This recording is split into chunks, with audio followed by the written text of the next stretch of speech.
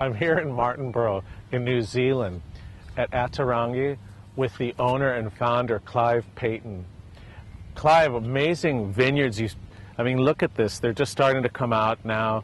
Tell me a little bit about your soil, because you're really a specialist in Pinot Noir and have really brought forward the idea of New Zealand making world-class Pinot Noirs. It's really here that counts. Oh yes, it is very, very different to other Pinot Noir areas in terms of what is in the soil, but which is 100 feet of gravel. But it's the climate that goes with that, which is really important. And as I mentioned before, the influence of the Antarctic, giving us cool air. Typically in the summertime we might go up to somewhere between 25 and 30, 32, but we'll crash down at night to 5 or 6. So we have a big diurnal shift, and what that gives us in the Pinot is real intensity of flavour. You know, you have similar conditions in Central Otago, but we're sort of a little bit further north. We have a longer season because we have sea. The sea is 40 k's that way, 40 k's that way, 40 k's that way. So, you know, we have long, stretched out seasons. But it's not always this green either, you were saying. Oh, no. Normally by Christmas time it's burnt off. And as I mentioned before, it's a moonscape. The trees are green, but nothing else is. And it's very, very dry. And this was forgotten land because it was too hard for the farmers to cope with. You had green grass for 6 months of the year, and that was it. So it was very cheap until we bought it. And so also a lot of these vineyards you planted yourself 32 years ago, and you were telling me that was after a study that someone found for you, that it was just a fabulous area for Pinot Noir. Well, the figures were quite similar to Burgundy. So anybody with a Pinot Noir bone in his body was so focused, you know, straight away. At that stage, Marlborough, I mean, we knew it had similar, you know, qualities, but nobody was focused on Pinot Noir. That was all really Sauvignon and Chardonnay. Yeah. So we were the first area to really focus. And we were, you know, for a long time, we were the capital of Pinot Noir in New Zealand. And so tell me, was that through a love of Burgundy that you really wanted to do something with Pinot Noir, or was... I think for most of us who came here, yes. I mean, Burgundy was always that sort of intriguing wine that, you know, 90% of the time sort of failed you, but, you know, when it was right, it was so right, you know, so... And, you know, nothing's really changed with Burgundy in some ways. Well, let's go taste some of your wines then. Yeah. Okay, hopefully that was it.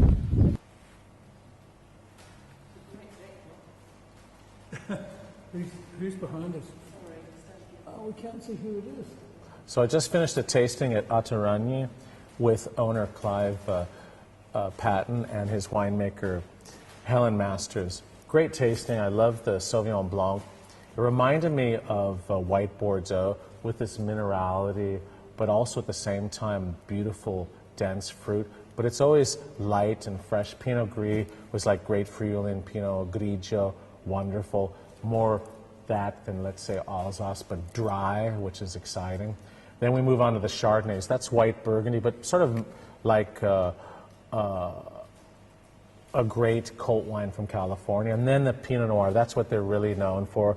I love the fruit, the balance, but not too fruit forward. There's a tension to it. So maybe, Helen, you could explain the style or character. Style I don't like to say because that means you're really trying to impose your winemaking, because you have very special vineyards, which we saw before. How would you describe your wines?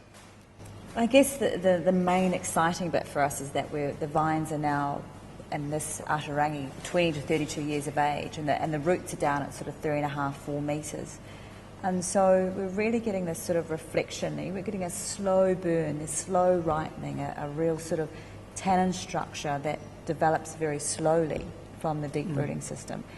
And we're really trying to not overtake that. So the winemaking style, I think the best what Martinborough as a region can produce is long and fine and tight without being fruit forward, without just being a whole head of fruit at the front. So you don't like jammy wines then? No, and I don't think that's what really shows Martinborough at its best. And so with our wines, they do have a tension. They're often quite tightly bound, often more of a savoury twist. And they do take a while to open up. And you know, they are best, I think, after 5 or 6 years. But I think with the 11 especially, you're really seeing the age of the vines. You know, there's a real sort of tension between a little bit of stem, a little bit of seed ripeness, and they're all melding together to give not just sort of cherry fruit spectrum, which a lot of people think New Zealand Pinot Noir cherry fruit is about. I like that. But I like how more, you describe it. I don't like, but I'm looking for more. But there's more. There's like crushed rose. There's sort of almost sort of often green spice, like sage and things like that, which just hold the wine together and give it, I guess, more elegance, more length, and I guess more of a dry finish, which I think is really important. That a wine should be dry but not drying. It should be long and silky. That austerity, Yeah. but then there's some fruit underneath it. Yeah. So, but also not all giving it all at once. And I think the wines do evolve, and do give something different every year, which to me is the exciting bit. If those wines aren't just a little sort of picture of how they're going to be for the next 5 years. And certainly as they age, they get this sort of forest floor character. And complexity has always been, we like it from Burgundy, so we like to have a little bit of, it's sort of, I guess with a small winery like this, we don't make large amounts, so we can make it the way we want to make it. So basically what you... Based on what Martinborough produces. So what you don't drink, you sell then? But we do try to it's really... we try to push the boundaries a little bit. We try to go, okay, we've got this magnificent region, magnificent fruit. What can we do with the fruit that really shows it to its best? So maybe we do hold it in tank a little longer and we do things, but it's because we have such a profound faith in the fruit that we have here in Martinborough that it delivers every year. Yeah. And each year is slightly different, as you've seen. Sometimes especially. hugely different. As the 07 and 05. Great. Well, 2012. Well, thank you very much. Excellent tasting. No worries. Thank Love you. your wines. And great having you here. Thank you.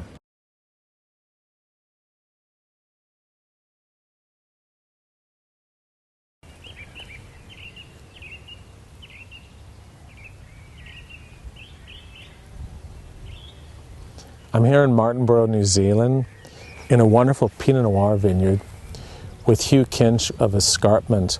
The name of it is Kiawah. Yeah, Kiawah. I mean, these names, these New Zealand names are hard to come by. But wow, what great wine. And look at these beautiful vineyards. It's like a garden.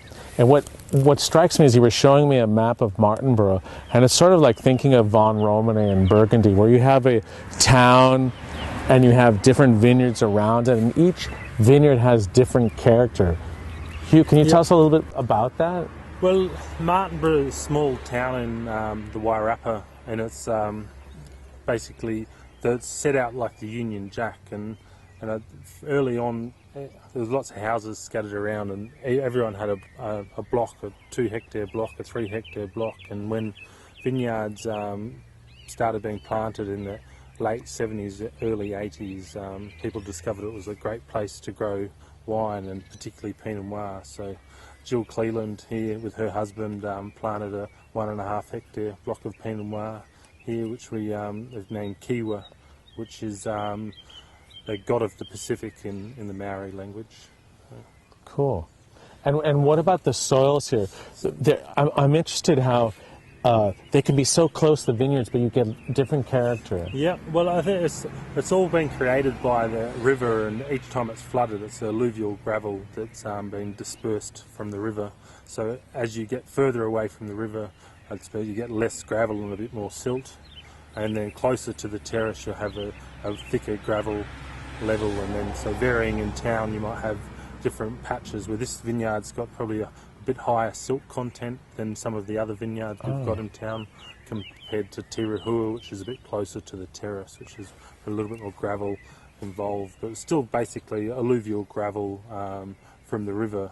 They say 10,000 years ago the river was up to the terrace, and every time it flooded it deposited the basically river gravel. And then So closer, how does it work? Closer to the town, more silt or more? further away from the town. So we've got the town just down 300 metres this way, of the town square, and then the terrace is probably only 300 metres the opposite direction. So the closer to the town, more gravel then? Oh no, closer to the terrace, more gravel. So closer to the river, more gravel. So basically, the gravel hasn't had to move as far when it got flooded and dispersed out from the river. And tell me for this, what sort of style you look for in Martinborough Pinot Noir? I think Martinborough Pinot Noir is probably one of the more savoury Pinot Noirs of New Zealand. It's got a good structure about it, and it's got good fruit, but maybe not the overt fruitness of Central Otago, but maybe just a little bit more savoury and structural dimension to the wines. So, Almost an austerity. yeah. And you taste it, and your palate's a little bit dry, but then it makes you want to drink more of it. Yep. Yeah. So especially for our way to make Pinot Noir, we want to make wines that are good structural wines that have got that pair with food well. So hopefully having that tannin and also those natural savoury characters that Martinborough give us allows it to be a good food wine, and you can enjoy it over a meal with many foods, especially game foods. Well, really enjoyed your wines, particularly these around the town of Martinborough. Congratulations, great stuff. Thanks, again. James. Okay, Yes. thanks.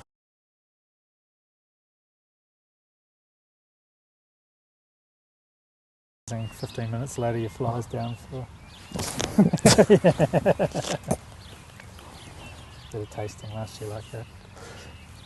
I'm here in Martinborough, New Zealand, in Martinborough Vineyards with Paul Mason, the winemaker. We're in one of the oldest vineyards of New Zealand, which was planted in 1980. I just tasted a beautiful 2008 reserve that was wonderful Pinot Noir, layered, beautiful. I thought it was like Romani Saint Vivant from Burgundy, wonderful Grand Cru Burgundy level. But it's funny, when you think about New Zealand, one of the oldest vineyards is 1980. A lot of people forget how young the industry is, but you're making some pretty exciting wines. Yeah, it's amazing to see how far we've come in 30 years. I think it's we've taken huge strides. It's for a young industry, especially on a global scale. We're still so young. You go to Burgundy and some of those producers will declassify things that are under 30 years old. So, and you work there too, so you know. Yeah, so I think we've come a long way in 30 years, but to me the future's even more exciting with what we've got ahead of us. And your wines, we just tasted a range of wines, and I like the severity to them. In the sense you taste them, they're serious, boom, there's fruit, but then held back and you think, wow, this wine's going to be better in 3, 5, 10 years, both white and red. Is that really Martinborough? Or? Yeah, to me, Martinborough's is the reason I moved to this area was because of Pinot and the quality of the Pinot, and they're not only great wines to drink young, but they stand the test of time, and that's what great wine's about. So, I want people to be able to enjoy my wines now and drink them now, but I want them to be able to enjoy them even more in 3, 4, 5, 10, 15 years' time. So, yeah, it's good to hear you like that style. And I think it's cool. So you worked at Lafon in Burgundy, and obviously you drink Burgundy. Is there any wine that sort of for you, like what would be your model for a New Zealand Pinot Noir? What would be, I hope it can reach this level and keep our style. Is there any sort of one wine from Burgundy that you think about? Yeah, well, Burgundy is obviously, that's the holy grail for us. That's the wine most New Zealand winemakers look up to. I think we've probably come to a realisation now that New Zealand, even Martinborough, will make its own style of Pinot, and that's what it ultimately will get judged against. But if I have to say a Burgundy that I absolutely adore, In terms of the Chardonnay, La Fond was just an incredible experience to work there. Which vineyard? Oh, the Montrachet's. Come on, doesn't he make one barrel or two? Yeah, 2 or 3, nice. I think. So it'd be nice to have brought a bit back into my cellar, but those, and even it was Merceau's, always Merceau, Premier Cruiser, just unbelievable wines of depth and personality, and I'd love to bring a little bit of that into our Chardonnay. In terms of the Pinot, his great friend Christophe Rumier, my God. wines are just, I got the chance to visit there 3 or 4 times with I love Dominic, his and it's just beautiful, beautiful wines. That, Just make sure you don't charge the same prices. the exchange rate was not helping. So, if someone gave me a bottle of that, I'd be eternally grateful. And if I had the choice on a wine list and unlimited budget, those are the wines I would buy. So, Great stuff. Yeah. Well, I really enjoyed your wines, and you're pretty close already, so Oh, thank you. Yeah, it's a pleasure. thanks again. Yeah.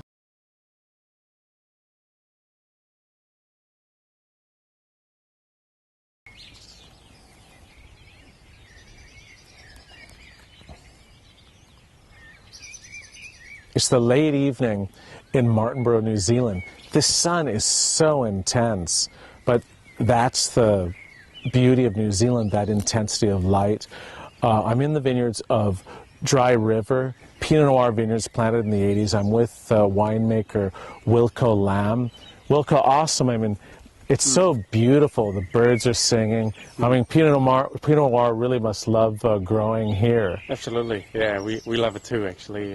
Having Pinot Noir here, discovered sort of as you say, in the early 80s, planted by Dr. Neil McCullum here at Drover. And initially he preferred to plant some of the Alsatian varieties like Gewürztraminer and Pinot Gris and Riesling, but people convinced him to also plant Pinot Noir, and obviously that never looked back after that, really. So, but isn't of course there's the soil, but that light is so different than anywhere else in the world, where it's very cool here, but then the light, the photosynthesis in the plants, it just keeps going. Yeah. We at Drover we really use that light, the high UVB intensity that we experience here, the relative low heat accumulation.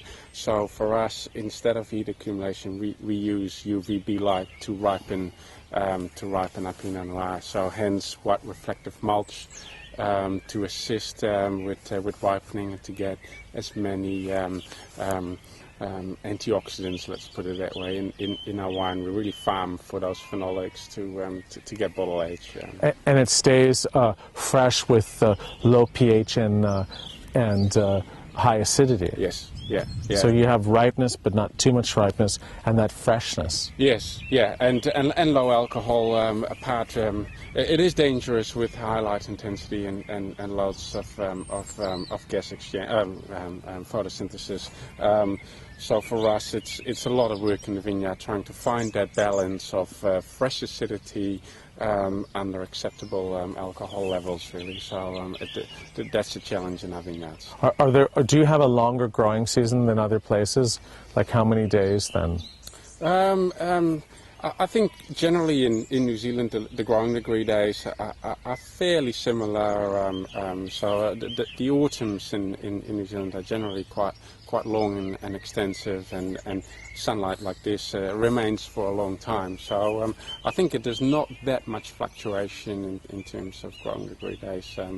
So Martinborough, really for you, what is it? Why is it that it's making the top producers? They make wines, particularly Pinot Noir and Chardonnay, with beautiful fruit, but not overly fruity. And then there's a beautiful tension, fine tannins. It's European, but then let's say you have that special New Zealand character with brighter acidities and very pure fruit. What Martinborough really does that. Martinborough really does that, indeed. The soils of Martinborough, I think, are quite generic in its consistency, but assisted by our little microclimate here. I think that sort of really makes the difference, ripens those phenolics and those tannins in just a slightly different way. as compared to places like Central Otago, we are not on slopes. We don't have a certain amount of heat accumulation there. It stays relatively cool, and sometimes high winds as well. That really shuts vines down, and they have to they really protect themselves to toughen up these skins. So we can utilize that quite well in the winery, in my opinion. Yeah. Well, let's go taste some wines. Oh, yeah? Come on. I thought you were going to give me a hand. No, let's taste. Well, that's cool. I think that at Dry River, wonderful winery. I was just in the vineyards with Wilco Lamb, and tasting some excellent Pinot Noirs. Haven't had the Chardonnay yet, but what's interesting is we're tasting some older Pinot Noirs. And first we had the current release 2010, then we go straight to 2001, then 95. And you really see the evolution. And the 95, I was thinking, well, if this was served against a great Premier Cru Joli Chambertin, or maybe even Chambertin, no problem. It really holds together, complex, Sous-Bois. What is it? How are you doing this? We actually do very little in the winery. We try to do as little as possible. Our wines are truly our viticulture, really. That is where everything happens. So if we want our wines to age, then we look at our vineyard and see what we can do to make these wines suitable for aging. In the winery, we're shepherding, we're guiding them, and that's all we do. There's no tricks. As we can see, it's very low tech. What are the alcohols on them? Generally, we're relatively low. That 95 is a little bit higher, around about 13.5. But we really try to focus on around about 12.5 to 13, because we believe Pinot Noir is an elegant variety. Excessive alcohols will basically, for us, dominate what the wine really is about. So we aim in the vineyard really for low alcohol wines, so 12.5 to 13%. Beautiful balance. Yes, the wines. Balance. And interestingly, your wines all have corks, and New Zealand's not known for corks these days. Yeah, our bottles don't really suit that, and we think. We pride ourselves for having cork, and everything is geared for cork as well. The slow maturation in bottle, rather than bottling wines already a little bit more mature and then savouring that by a screw cap. For us, it's all about the graciousness over the years in the bottle, getting the secondary and tertiary characters in there. So, we'll and stick the tannin texture, you think it's different? Yes, I think so. I think still we'll bring it back to vineyard, and the slow maturation, the slow oxidation obviously will have a benefit on the tannins. But again, this is vineyard. Yeah. Well, you tasted beautiful wines. Thank I don't you. care either way, corks or screw cups, enjoying your wines. Cheers. Cheers.